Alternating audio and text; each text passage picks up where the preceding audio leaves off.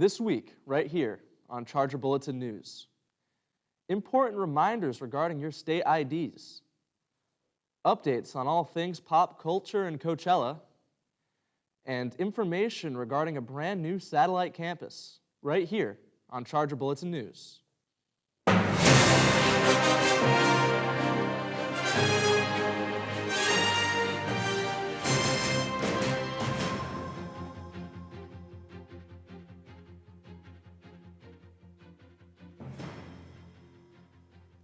Welcome back to another live episode of Charger Bulletin News. I'm Will Whalen. And I'm Hania Paral. Let's get right into this week's stories.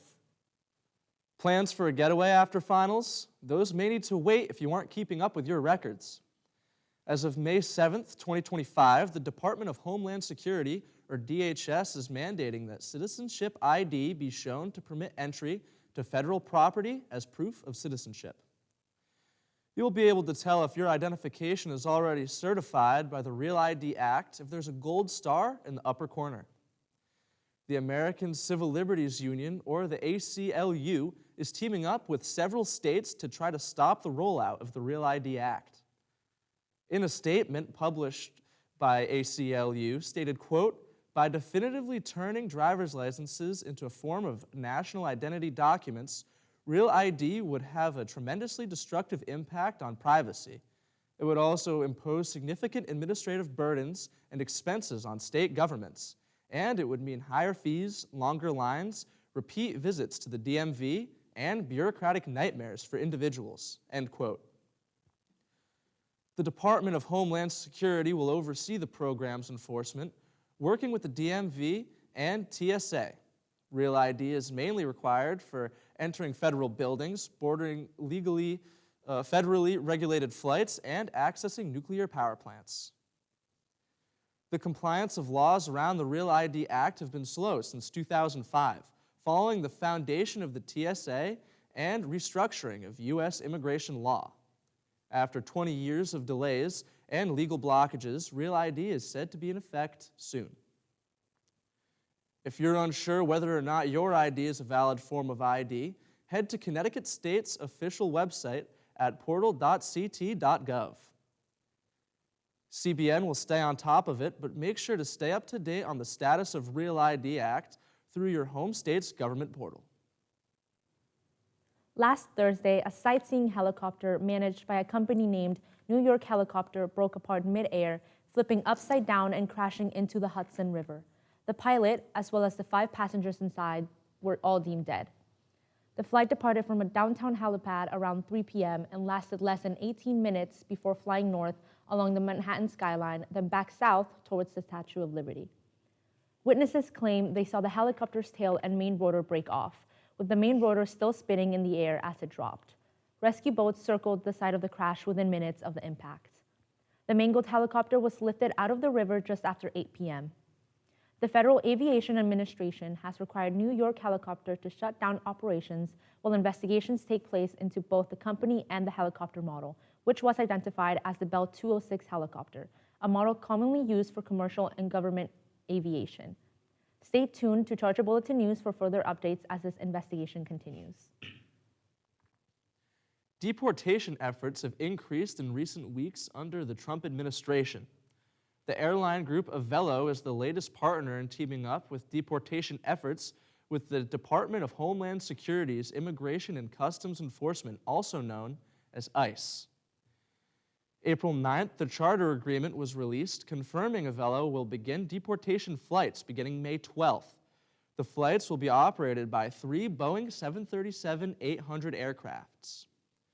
With such news, CEO of Avelo, Andrew Levy, commented, quote, "We realize this is a sensitive and complicated topic. After significant deliberations, we determined that charter flying will provide us with the stability to continue expanding our core scheduled passenger service and keep our more than 1,100 crew members employed for years to come," end quote. Levy also stated that the flights will be a part of a long-term charter program, and this agreement will continue to support ICE's deportation efforts. Many travelers decided to protest the new agreement, making a petition that now sits with 31.2 thousand signatures, asking to halt flights. Many fear the company could also fall victim to wrongful deportations, as lawsuits are being filed against the Trump administration concerning their practices with ICE. Many took to the small airport of Tweed in East Haven, where there is a hub airport. Supporters came to show solidarity in protesting the flights and the agreements released earlier this month. Signs read, "Resist immigrants, make America great," and "Evillo," poking fun at the airline itself. There are currently no other commercial agencies using airlines for such a procedure. If you or anyone you know needs to talk, please contact CAPS at caps@newhaven.edu or call them at 203-932-7333. We're eager to find out how the university addresses their partnership with Evillo as we move forward. Now, let's head to Leah with updates in sports.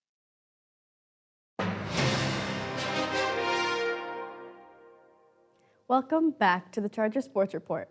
I'm Leah Komorowski, and I have lots of updates for you in the world of sports. Let's get right into it. Have you been keeping up to date with our boys' baseball team? If not, no worries, because we sure have. The Chargers had a doubleheader against St. Anselm College on Monday away in New Hampshire.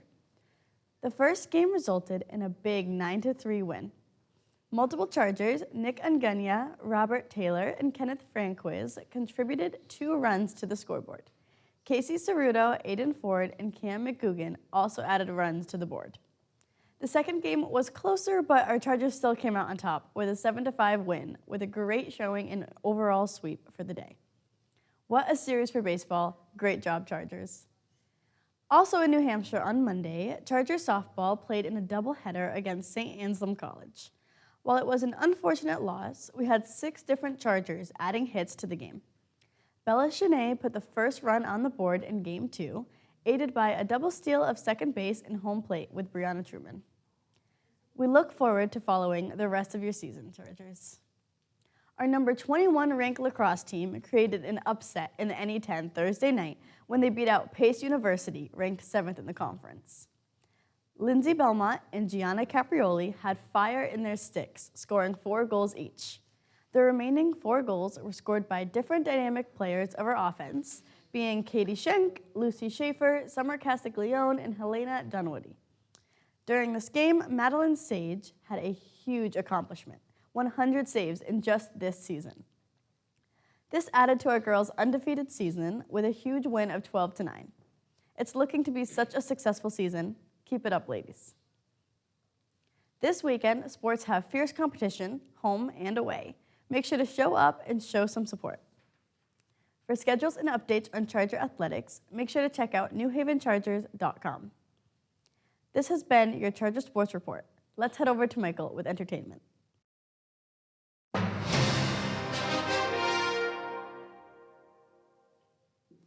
Thanks, Leah. Welcome back to Entertainment. I'm Michael Crowley, and we have some exciting news to keep you in the loop, so let's get into it.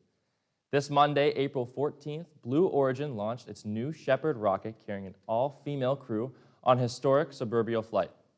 Among the 6 women on board was pop star Katy Perry, journalist Lauren Sanchez, CBS anchor Gayle King, former NASA engineer Aisha Brown, civil rights activist Amanda Nguyen, and producer Kiri-Ann Flynn. The mission, NS-31, lasted just over 10 minutes, giving the crew a few minutes of weightlessness as they crossed the Kármán line, the official boundary of space. Katy Perry stole headlines with an emotional post-flight moment where she knelt and kissed the ground, later calling the experience second only to motherhood.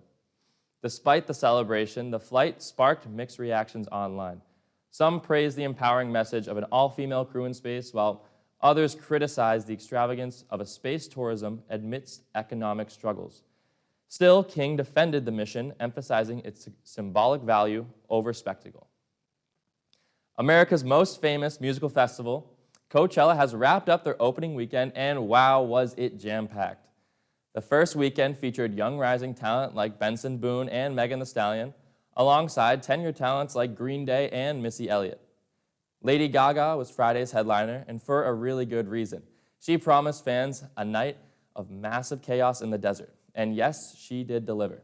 With new hits like Abracadabra and classics like Bad Romance, it was truly a night to remember. Coachella isn't over yet, though, as this upcoming weekend brings a whole new onslaught of talent, drama, and art to the stage for thousands in attendance to see and for the rest of us to watch at home. Eric Dane, best known as Grey's Anatomy's Mark Sloan, has announced his diagnosis with ALS, also known as amyotrophic lateral sclerosis. ALS is a rare, progressive neurodivergent disease that targets nerve cells, leading to the loss of muscle control. Most individuals diagnosed with this condition usually live an average of 3 to 5 years after the diagnosis. The 52-year-old actor was recently seen in Los Angeles preparing to film Season 3 of Euphoria, marking this his first public appearance since the announcement. He shared with People magazine, quote, "I have been diagnosed with ALS. I am grateful to have my loving family by my side as we navigate this next chapter. I feel fortunate that I am able to continue working and am looking forward to returning to the set of Euphoria next week. I kindly ask that you give my family and I privacy during this time," end quote. Amidst the unfortunate news, fans and colleagues are standing in full support of Dane, cheering him on for this brave fight. Former LSU wide receiver Kyron Lacy unfortunately passed away April 12th following a police chase in Hudson, Texas. Authorities reported that Lacy fled after an argument with a family member during which he discharged a firearm into the ground. The pursuit ended when Lacy crashed his vehicle, and he was found dead at the scene from an apparent self-inflicted gunshot wound. Lacy's death occurred just days before a scheduled grand jury hearing in Louisiana related to a December 2024 car crash that resulted in the death of 78-year-old Herman Hall. Lacy faced charges of negligent homicide, felony hit and run, and reckless driving in connection with the incident. During his final season at LSU, Lacy led the team with 9 receiving touchdowns and was second in receptions and receiving yards. His passing has sparked tributes from teammates and the football community, highlighting the profound impact he had both on and off the field. If you or you know someone that is struggling, help is always available. In the U.S., you can call or text 988 to reach the Suicide and Crisis Lifeline. All right, where are my Marvel fans at? Marvel Studios has officially announced the next Spider-Man film titled Spider-Man: Brand New Day. Tom Holland will reprise his role as Peter Parker, with Zendaya returning as MJ. And the film is scheduled to begin filming this summer and is set for release July 31st of 2026. The story is expected to follow Peter Parker as he focuses solely on his Spider-Man persona, navigating life after the events of No Way Home, in which his identity was erased from everyone's memory. Fans can anticipate a more grounded, street-level narrative aligning with the character's comic book roots. A documentary exploring the 2024 Gaza Solidarity Encampment was released to the public. The film provides an intimate look at the motivations and experiences of student organizers, including Muhammad Kali, Suida Polat, and Grant Minor, as they confront university policies and law enforcement responses.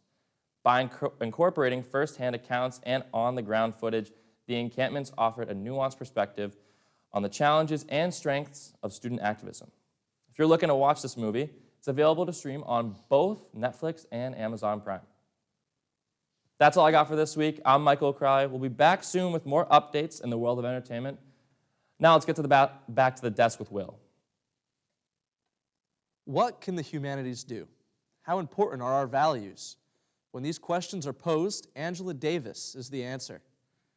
Chair of the Yale Department of Humanities, Philip Solomon, introduced over 840 attendees to Angela Davis this past Tuesday and Wednesday, April 15th and 16th. Davis is an African-American Marxist, founder of Critical Resistance, a leading voice in the prison abolition movement, and the author of numerous influential works like Women, Race, and Class and Are Prisons Obsolete? She is most celebrated for her revolutionary leadership for civil rights, workers' rights, and people's liberation. Today, Davis teaches at the University of Santa Cruz as a professor emerita of History, Consciousness, and Feminist Studies. She's been invited as an honored guest in the Tanner Lecture Series on Human Values, hosted in the Whitney Humanities Center.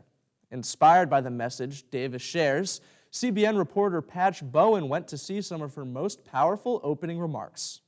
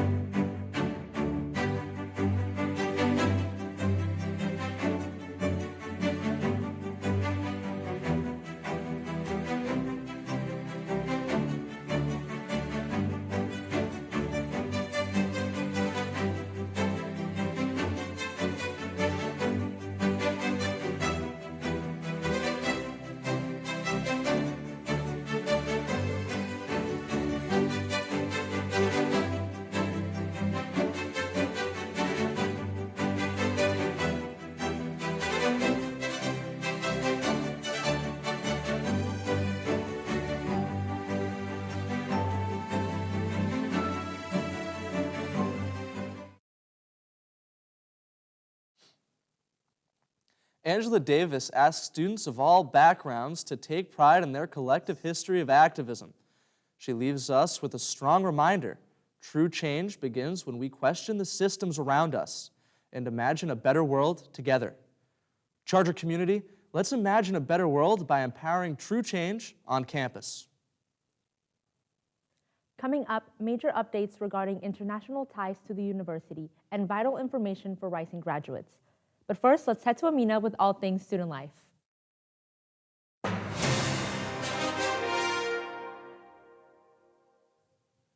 Welcome back to Student Life. I'm Amina Taifour, and we have lots of updates for you. Let's get started.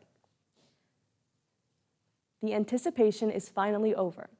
After a week, the artist of Spring Jamboree, Guess the Artist Bingo game on Instagram, the Student Committee of Programming Events, or SCOPE, revealed that Quavo will be headlining this year's spring concert. The announcement was made on Instagram Monday, April 14th, which confirmed that Quavo will be the musical guest. The spring concert will be Friday, May 2nd, in the North Campus parking lot, this year's concert theme being camp. Spring Jamboree is a part of the university's spring weekend, which marks the last weekend of activities for students before their final exams. Not only will there be a concert, but SCOPE is also planning a carnival alongside the performance. All attendees will get to enjoy food trucks, carnival rides, games, and more. If you plan on attending, make sure to mark your calendars as tickets are available now, starting at noon. You can get your tickets through Eventbrite. Only undergraduate students registered for the 2025 spring semester are eligible to attend the event. Are you excited for Spring Week? Navigating life by yourself can be challenging, and knowing where to find support is crucial for the well-being of students. To shed light on resources available here at the University of New Haven, Sweden Patterson visited the campus's Counseling and Psychological Services, or CAPS, to learn what wellness programs are available to students. Let's take a look at what they have to offer. Hi, I'm Sweden Patterson, and I'm here at CAPS, also known as Counseling and Psychological Services, and I'm here with... So my name is Isha. I'm the admin secretary here at the office. And I'm here to ask about some resources that you guys offer here today. So some of the resources that we do is we definitely offer individual services. So we have one-on-one sessions with our clinicians. We also offer throughout the semester different groups. So we do have group therapy. So our clinicians will recommend to a student if an appropriate group is for them. We also work a lot with accessibility resource office. So we do a lot of work with them, with that office. We also work with health services. We also do referrals. So for example, if we feel that you need a higher level of care, or you need a different type of care, or if you're looking for testing, we also offer that as well. So we can help you get connected with someone in the community. We do med management. So we work with an outside office, which is Supportive Solutions. And so we can help you get connected with them if you're looking for med management or if you're already on medication. Great. You can check out CAPS at the Charger Plaza, and their resource hours are from 8:30 to 4:30 from Mondays through Fridays. Back to you in the studio. The CAPS office is located inside of Charger Plaza, and they're open Monday through Friday from 8:30 to 4:30. You can schedule an appointment through My Charger or contact them by phone at 203-932-7333. Music major Christina Shaw recently released a new album titled Hip Hop Tech Mixtape. Over the span of 2 semesters, Shaw worked with professors Patrick Rivers and Mark Tavern to create an album that will have something for everyone. The music includes trap music, bedroom pop, alternative, and old school hip hop. Shaw made the album using 10 years of musical content from Rivers' hip hop, technology, and production class. Interested in listening? Head to rainrecords.bandcamp.com to get access. This past Sunday, April 7th, the university hosted its annual Student Affairs Awards ceremony. The event recognizes students, leaders who have taken on roles across various campus offices. These students have dedicated their time and worked hard throughout their employment, and the university was eager to thank them for their hard work. Offices like Res Life, CELO, and the Office of Graduate International Student Life all recognize graduating students who have worked closely with the faculty to provide a better experience for everyone. Congrats to all the recipients. That's all for this week. We will have more for you next week when we return with Student Life. Back to you, Will. Big news is coming our way, Chargers. The University of New Haven has just signed a memorandum of understanding with Saudi Arabia to open a brand new branch campus in Riyadh by fall 2026. This trailblazing move makes it the first time a foreign institution is setting up a campus in Saudi Arabia. This new campus will offer undergraduate, graduate, and executive programs with the goal of serving 13,000 students. Lots of future Chargers in the making. But it doesn't stop there. UNH is also teaming up with local industries to develop cutting-edge programs that focus on workforce development, internships, and creating clear career pathways for students. Students in Riyadh will also have access to resources from both the main campus in Connecticut as well as our Prado campus. This partnership is a great step forward in strengthening educational ties, and Jens Fredrickson, our very own president of UNH, couldn't be more excited. Board of Directors Michael Ambrose said in a press release, quote, "This is a tremendous opportunity to expand the scope of our immersive, service-focused, and professionally oriented educational programs. We will develop innovative industry-specific education and training that supports the careers needed for Vision 2030, while also furthering the reach of the university and the outcomes of our graduates," end quote. This is just the beginning, Chargers. Get ready to make an impact on a global scale. Seniors, this Monday was Charge Out. Seniors gathered at the Beckerman Recreation Center to grab their cap and gown, sign up for some celebratory events, and meet with some on-campus resources to help ensure their success as they prepare for commencement this May. One of our on-site reporters, Emily, popped over to Charge Out to see what they had to offer. Let's take a look. All right, Chargers, I'm Emily Boy. I'm here with Hayden Lee, and we are here for Charge Out. Everything is going really smoothly. There is booths from all sorts of student resources all over. You get to get their cap and gown. If you get cords, they hand you your cords. We're going to roll to a little bit of this so you can take a peek at what they have in store.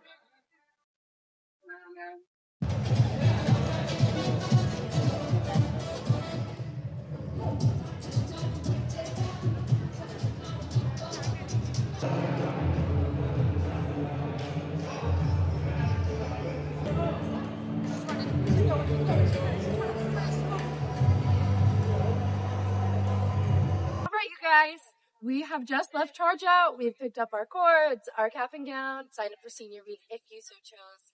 And we are cheersing to the class of 2025. Cheers to us. And we are going to throw back to the desk and figure out what else they have planned for seniors as we prepare for graduation. Thanks, Em. It looked like Charge Out was full of celebration. Seniors graduating this spring are invited to attend Senior Week, taking place May 14th, 15th, and the 16th. They will be starting with a New York City dinner cruise, followed by a commencement ball, and capping the week with a senior block party at Orange campus. Seniors, if you didn't have the chance to sign up at Charge Out, email CELO with any questions at cselo@newhaven.edu. Any additional question regarding commencement can be sent to the commencement committee at commencement@newhaven.edu.